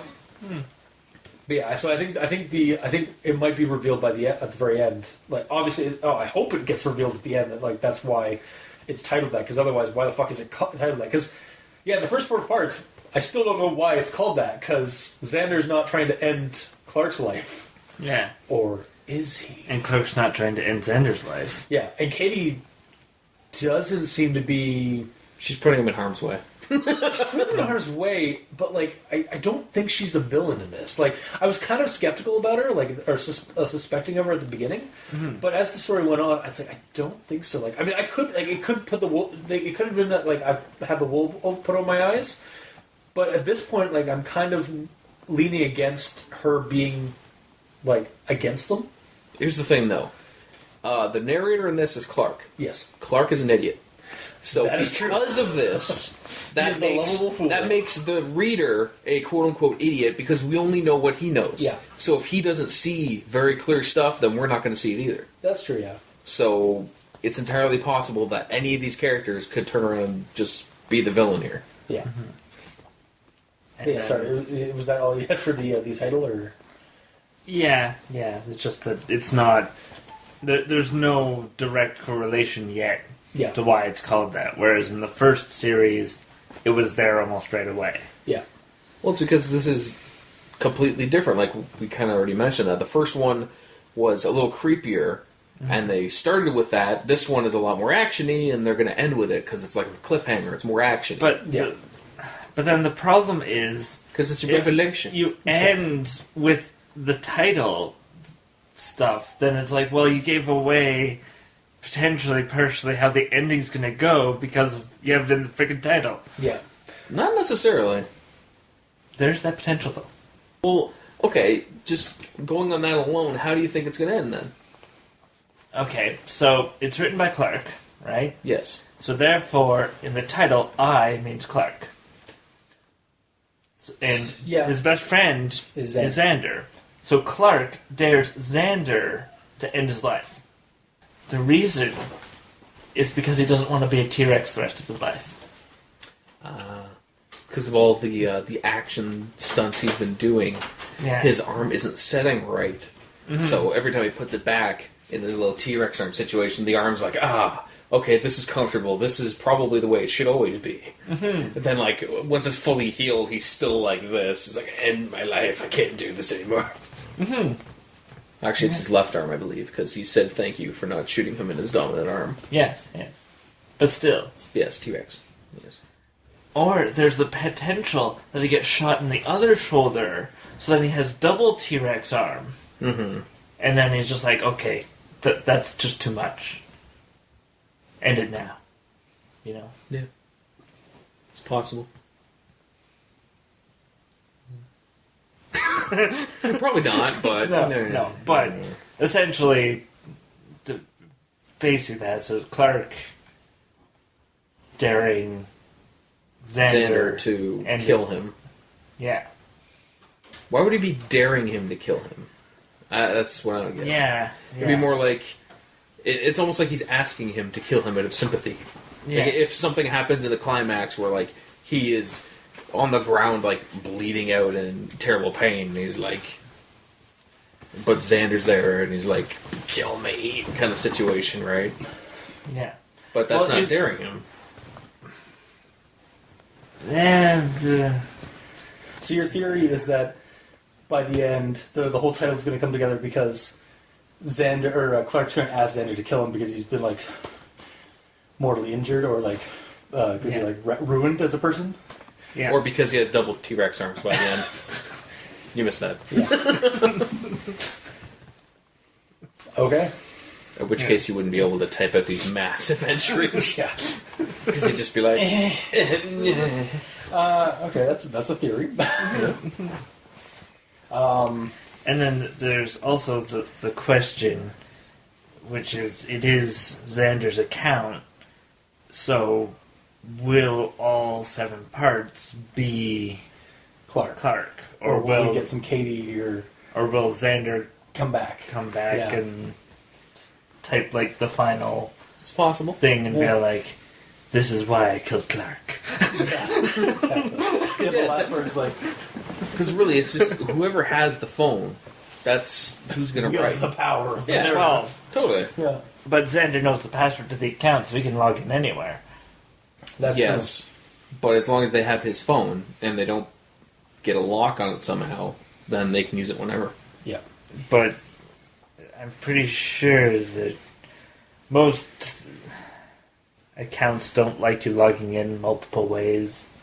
So it will eventually force the phone to verify that you are who you are by logging in. If Xander is logging in elsewhere? Yeah. But he doesn't have his phone. But he doesn't need his phone. He can use a computer. But he doesn't have his computers either. Well, yeah, he'll have access somewhere else. So I guess the other thing is, would you recommend it as of for right now, or? Well, it does get actiony, and there wasn't a whole lot of creep factor, as we've stated. And it, based on what the character does at the end of part 4, which is he just straight out runs away. Yeah. Well, because he's been betrayed by, he's been called out by Hernandez. He's betrayed by Katie and possibly Xander in this whole thing, and just doesn't know, which is tired of all of this bullshit. Yeah. Especially after the car chase he just harrowingly did. Yeah. So, basically, that might be a signal to run away from this story before it jumps the shark, which it might do in the next few entries. Are you saying, like, we may like it up to this point, but it's just going to get terrible after this? It's going to go Sharknado on us? Or it might, like, we did just witness him cut through an intersection and cause a T-boning accident of the car that was chasing him after a action-packed car chase through town. Killing his pursuer and a harmless civilian. And then it'll jump the shark. Yeah. Jesus. Because the laws of escalation, it's just, how do you top that awesome car scene? Cloning. Or supernatural bullshit. Or both. Which cloning through supernatural bullshit. Yeah, I don't know. Like, that's basically how you like jump the shark. Honestly, like as much as like we kept joking about like the clone conspiracy, but like that actually happens. I'll be like, I am a prophet, but also I'm also not mad. but also like I'll be impressed. But depending on how it's written, I don't know if I'll like it or not. Yeah. Like we've been joking about it, but like. I feel like this story should stay rooted in like just kind of like death traps and like plotted like mundane planning and like or intricate planning and stuff like that. If I feel like the deep web will come up, but you don't think it's going to be a 15-part setup to supernatural stuff happening in the real world? Maybe. Or it turns out this is actually like a prequel to The Gracious Host. Oh yeah. Everything falls back to the deep web and their dark Twitter or their dark Twitch. But anyway, yeah. So your thing is like you recommend this part, but this was entertaining, but based on what the character's done, he might be telling us to get out now while the getting's good. Yeah. The character is telling us through the author's writing. Yeah, to stop reading. Leave now. Yeah. This is your one and only warning. Shit's gonna get real. Shit's about to get wonky. Yeah. All right, fair enough. Mm-hmm. Well, for me, I liked it, just like everyone else did. Yeah, it's super, like, action-y and movie-like, but that's what's kind of nice about it. Compared to other creepypastas where I don't get any visual, I had, like, vivid visuals about this entire thing. Yeah, I was like, when I was reading, I was like, there's no way Gamer can, like excuse this one for not being visually appealing. Yeah. Yeah, they did pretty good. I mean, some of these characters that they were introducing, like those 3 new ones, like the huge dude, all they said is just some huge dude. Yeah. So there's not much description there. With Sophie. It doesn't. Oh yeah. We get Sophie as I think a blonde. Oh right, yeah. And we had a description from the photo a little bit. Yeah. But and from the guy, like it made sense because he's like in the dark and like this giant like Hulk of a man, kind of muscle bound dude. Building an asshole. Building an asshole. Yeah. Or building asshole.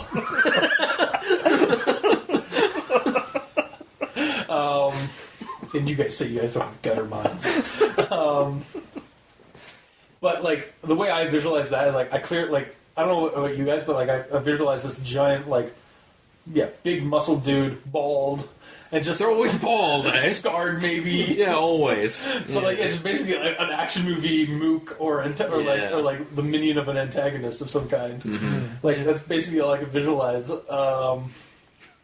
Whether it was bald, like I imagine the exact guy. Honestly, you saw too. Yeah. I don't know. It's just the way movie tropes happen. Like this does kind of bleed into. Like I would love to see this movie. Like, if this was a movie, like I would probably go to the theater and see it, or at least check it out on Netflix. Yeah, sorry. Continue. Go ahead. Oh no, just like like the descriptions are really well done, and like the characters.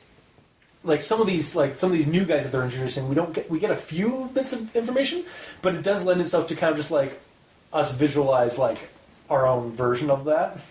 Yeah. So it's not too bad. It's not like they give you nothing, where it's just like there's a guy in the house and that's all you get. It's like, okay, well, thanks. Oh shit! We know it's a huge dude that could like screw you up. Yeah. Did anybody else like laugh at when Clark went to throw the chair at the Bounces window? off. Oh, come on!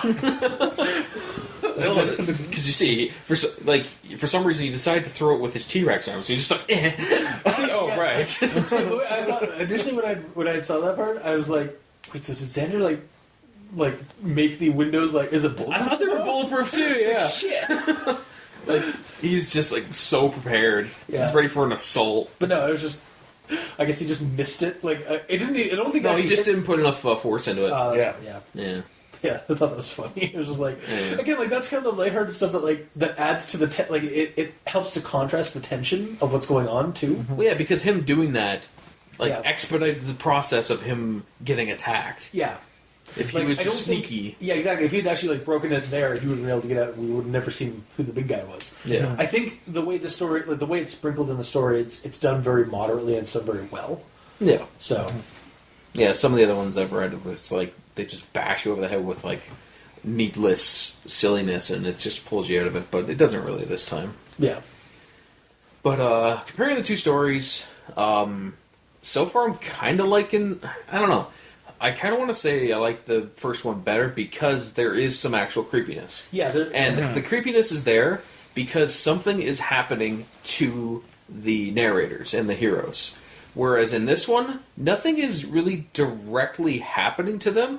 They are going out and causing things to happen to them. Yeah, they're at fault.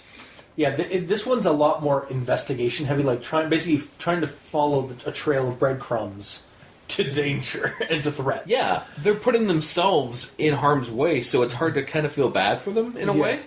Whereas in the first one, they're being hunted, and that's where the creep is from. It's this guy is coming after us because reasons. Well, it's very much like almost like a slasher movie kind of like feeling from in the first one, because it was like the antagonizing force is targeting you specifically, whereas this one, it's more or less like we're following the cops in the slasher movie one step behind the actual victim.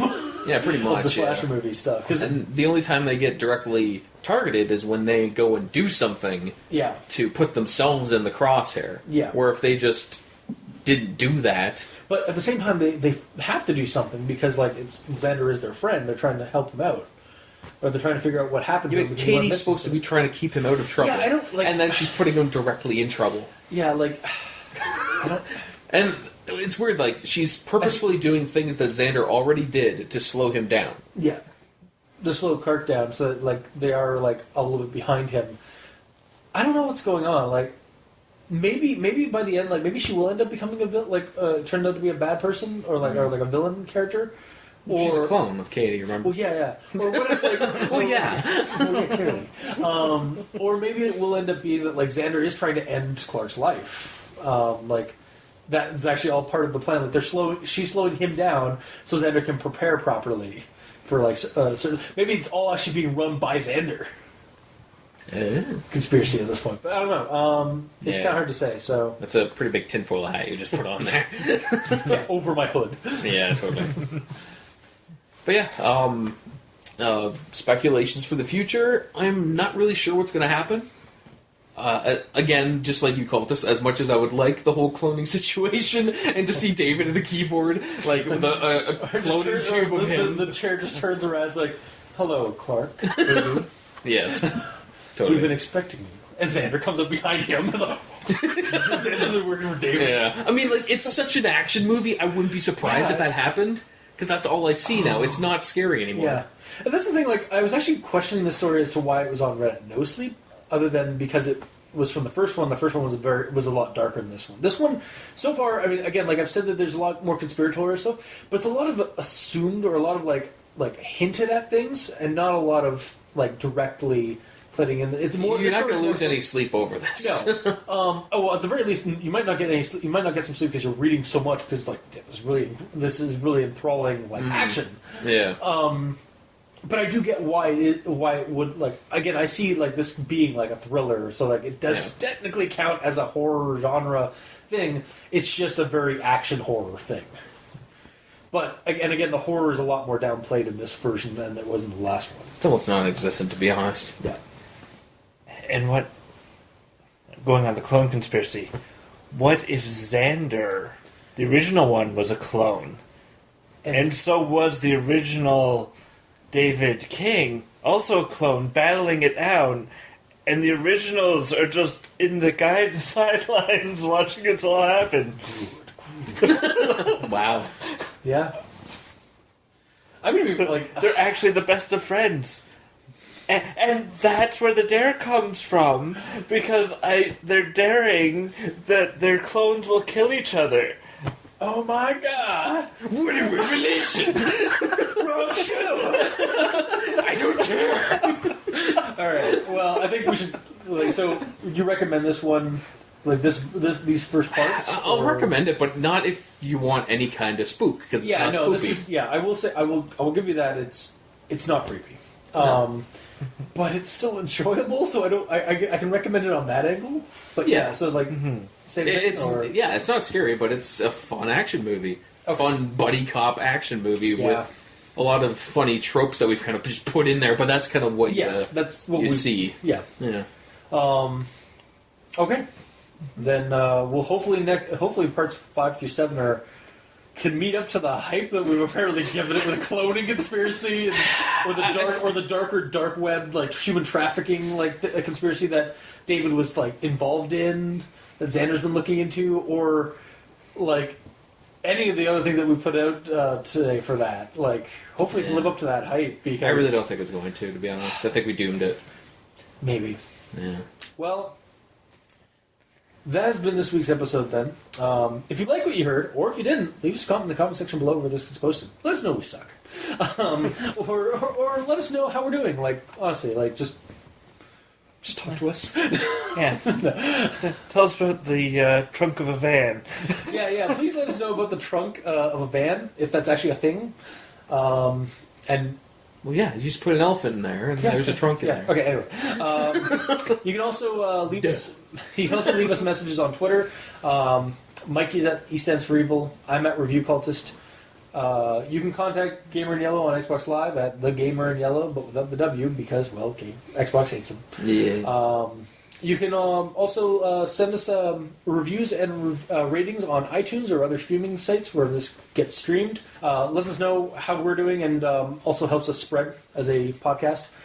You can also leave us emails at aldenterigamortis@gmail.com. That's ALDENTERIGAMORTIS@gmail.com. Where you can also suggest other creepypastas that you'd like us to discuss on the show.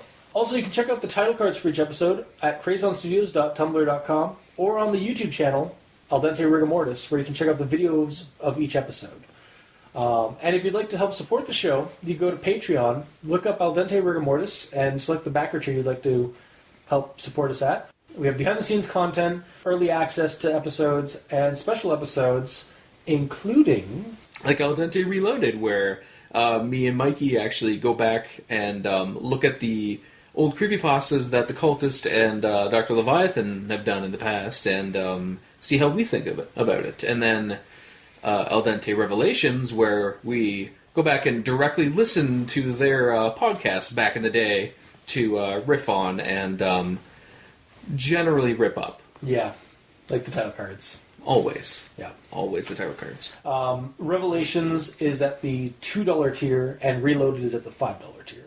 $5 tier is also our early access episode, so like Tuesdays, you get the episode, you get Thursday's episode on Tuesday, and then our $2 tier is our general tier for, like I said, Revelations, but also like special Patreon specific episodes, like El Dente Goes to the Movies, or our actual play Rigor Mortis episodes, so where we actually play like tabletop games, but based around creepy stuff, or our cultist or our cultist characters, or our podcast characters.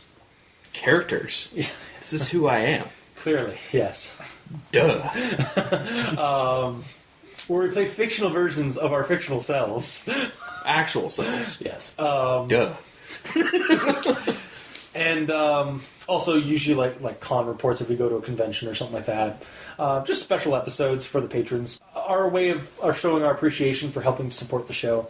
And to our patrons that are already helping support the show, thank you immensely, because you're really helping keep those hosting bills at bay, and we very much appreciate that. So, until next time, I've been your host, Review Cultist. I'm Mikey. The E stands for evil. And I'm the gamer Aniela. And this has been Al Dente Rigor Mortis. Sleep well.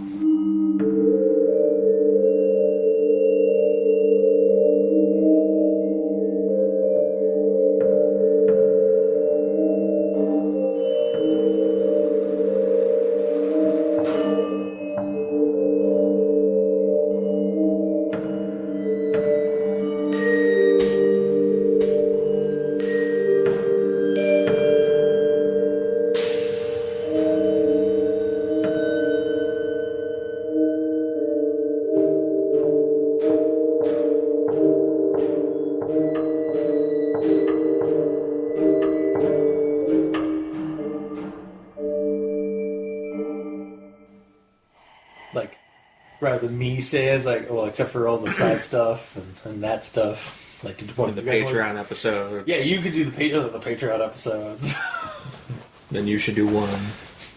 Which one do you want to do?